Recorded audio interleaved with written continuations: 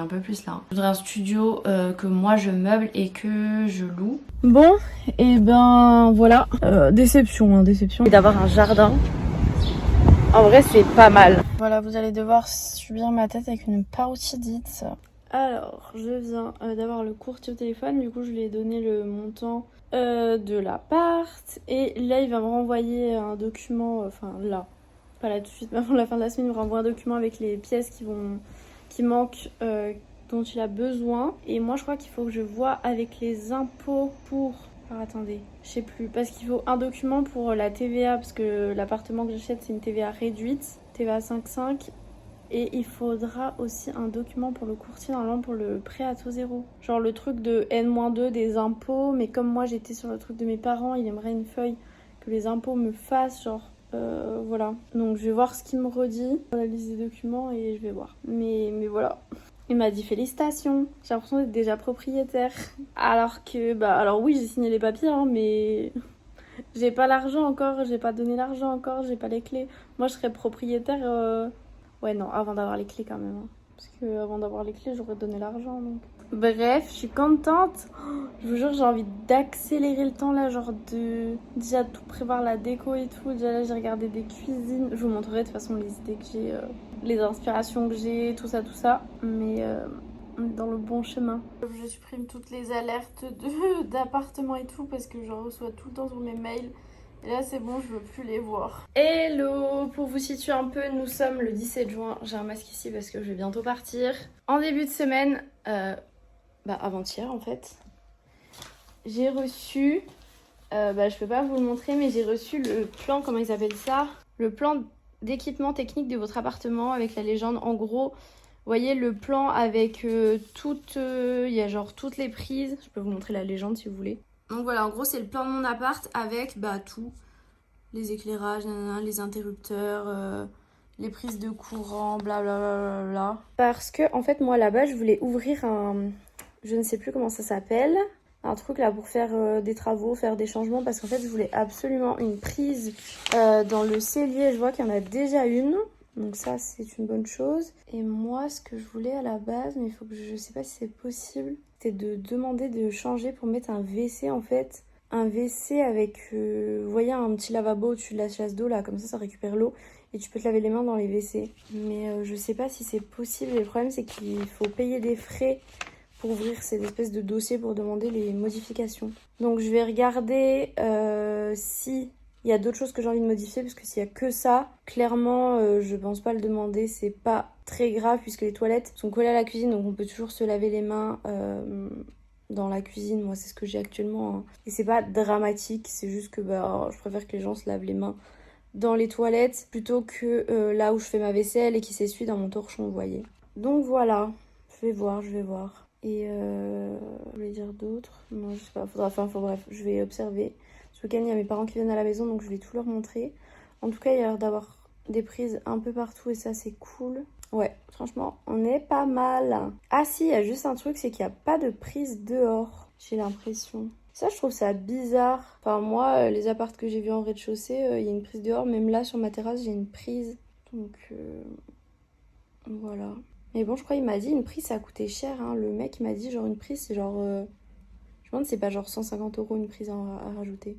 Donc on va voir. Là je vais y aller. J'ai rendez-vous chez le courtier. Donc tout à l'heure j'ai préparé tous les documents. Je lui ai tout envoyé par mail parce qu'il m'a donné une liste de documents genre énorme. Je vous montrerai après si vous voulez pour savoir un peu ce qu'il faut emmener. Et ouais je lui ai envoyé par mail parce que si je devais tout imprimer les gars, les arbres, ça va 5 minutes. Ça y est, je suis sortie de chez le courtier. Purée, ça a duré 1h30. J'avais un rendez-vous à 11h30. Là, je vais arriver grave en retard. Qu'est-ce que je voulais vous dire? Je vous expliquerai tout après. Parce que là, il faut que je speed. J'espère que vous n'entendez pas trop le bruit de ventilo. Mais il fait super chaud. En plus, je viens de faire mon sport avec mon coach. Bref, c'est pas du tout le sujet. Je voulais vous parler un petit peu de ce qu'on a fait avec le courtier. Mais en fait, je me suis rendu compte que je vous ai pas parlé la première fois de ce qu'il m'a demandé comme document et tout. Donc, comment il s'appelle? Que je retrouve parce qu'il m'avait envoyé par mail. Donc, pour le premier rendez-vous, on avait besoin Je vous les noterai juste ici, je pense que ce sera plus simple. En même temps que je vous l'ai dit, il n'y avait pas besoin de grand chose hein, pour le premier rendez-vous, clairement. Carte d'identité, passeport ou carte de séjour en cours de validité. Je crois que je l'avais même pas emmené. Enfin, j'avais sur moi, mais bon, il m'a même pas demandé. 3 derniers bulletins de salaire, celui de décembre N-1, donc celui de décembre de l'année d'avant. Chaque emprunteur, moi je suis toute seule, donc moi. Et les 2 derniers, avis d'imposition. Voilà. Moi j'étais sur mes parents, donc il avait un peu du mal à comprendre. Et après, si vous avez des prêts immobiliers ou autres, il faut les tableaux d'amortissement, tout ça, tout ça. Moi j'ai jamais fait de prêt, donc j'avais pas ça. Donc ça c'était pour le premier rendez-vous. Et là pour le deuxième rendez-vous, attendez, j'ai le papier même. La feuille est en train de s'envoler. Donc on avait besoin, toujours carte d'identité, passeport, carte de séjour, le contrat de réservation, contrat de construction, notice descriptive et les plans de mon appart, le bulletin de salaire du mois de mai, le contrat de travail, attestation fiscale des chiffres d'affaires sur les 3 dernières années, ça c'est si vous êtes comme moi auto-entrepreneuse, extrait cabis ou carte des métiers, c'est pareil, c'est si on est auto-entrepreneur, et les 3 derniers mois de relevé de compte pro, pareil, auto-entrepreneur. Après les 3 derniers mois de tous les relevés bancaires, donc ça c'est pour tout le monde avec l'en-tête par période de 30 jours. Toujours tableau d'amortissement, tout ça, mais moi j'en ai pas. Et si on a le droit au prêt zéro, donc comme moi parce que c'est un logement neuf et qu'il est éligible au prêt à taux zéro, les justifications semestrielles de 2 ans de location, donc bail, première et dernière quittance de loyer ou attestation d'hébergement pendant 2 ans. En gros, il faut que justifier tous les endroits où vous étiez les 2 dernières années, ce que vous avez payé, si vous avez bien payé, si vous étiez hébergé gratuitement ou pas, le bail que vous avez actuellement avec la dernière quittance de loyer, enfin tout ça, tout ça. Et après, justificatif d'apport personnel, donc en gros la liste de tous vos comptes avec l'argent que vous avez dessus. Donation, perso j'avais pas de donation. État des avoirs financiers, donc voilà, avec les livrets, l'assurance vie, vos comptes courants, livrets A, PEL, tout ça. Et justificatif de domicile. Voilà pour les documents. Et là, il me manque à lui donner. J'avais complètement zappé de lui envoyer une notice descriptive et plan, donc c'est fait. Et l'attestation fiscale des chiffres d'affaires 2018. Mais ça, c'est trop compliqué en fait. Parce que, vas-y, moi, j'y comprends pas tout et lui, il comprenait rien non plus. Et il me manque une attestation d'hébergement de 2016 à août 2019 parce qu'en fait, j'habitais avec mon copain, sauf que le contrat du bail était à son nom. Donc en gros, faut qu'il atteste comme quoi il m'héberge avec sa pièce d'identité. Et après, il faut qu'il donne aussi un justificatif de domicile. Il en voulait un de quand je suis partie, donc août 2019. Sauf que sur le site, j'arrive pas à les avoir. J'arrive qu'à avoir un justificatif de domicile actuel. Mon bail, donc ça je lui ai envoyé. Et ma quittance de loyer d'août 2019. Enfin, du coup, c'est septembre 2019, la première, je lui ai envoyé. Et un justificatif pour l'assurance vie parce que ça apparaît pas sur le relevé de compte avec les autres comptes. Donc ça, c'est envoyé. Et donc voilà, il me manque 2-3 trucs à lui envoyer. Et dès que tout ça sera envoyé, il pourra contacter les banques parce que les banques vont lui demander en fait tous ces documents. Donc voilà, c'était long le rendez-vous, vraiment ça a duré 1h30. Je suis sortie à 11h30 comme je l'ai dit alors que j'avais un autre rendez-vous à 11h30. Bref, voilà, ça avance. Donc normalement, il devrait, si je lui envoie max début de semaine pro les documents, ou alors fin de semaine, on verra. Il devrait me donner des réponses là cet été pour que j'ai l'acceptation du prêt pour maximum août-septembre. Voilà, il m'a fait aussi du coup le plan de financement, donc avec combien l'appart me coûte, combien ça va me coûter en notaire, l'assurance, les frais les frais du courtier. Donc si vous voulez avoir une idée, c'est 1900 €, mais ils seront compris dans le prêt. En gros, je pense que c'est la banque qui les paye direct au courtier, donc en fait tu payes rien. On a recalculé pour le prêt à taux zéro, j'ai le droit, je vais vous le dire, à 54 000 € de prêt à taux zéro. Et voilà.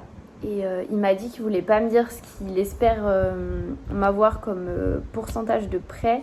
Mais je l'ai regardé taper sur son ordinateur et je sais pas si c'est ça qu'il tapait à ce moment-là, mais il a tapé 1%. Donc je sais pas si c'était ça ou pas. Il m'a dit qu'il voulait pas me dire pour en gros que...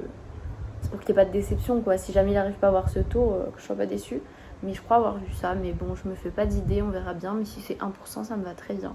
Donc, voilà, je pense que c'est à peu près tout ce qu'on a vu. En tout cas, il a dit que c'était cool, que pour mon âge, je mettais pas mal de côté, que je gérais bien, tout ça. Pourtant, je sais pas si vous le savez, mais je suis plutôt très dépensière et je pourrais économiser encore plus, clairement. Mais voilà, il a dit que j'avais une bonne situation, tout ça, tout ça.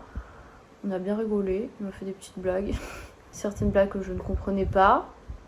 Quand tu connais pas quelqu'un, c'est difficile de savoir si la personne est en face et est en train de blaguer, genre c'est le premier degré, second degré.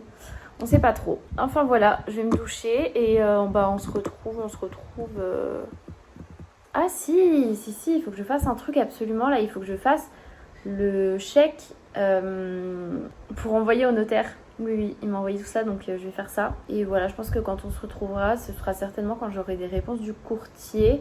Parce que au niveau de l'appart en lui-même, il va rien avoir tant que j'ai pas le prêt. Donc voilà. Attends, je fais un petit tour. Une courte fenêtre, plus deux pour l'appart.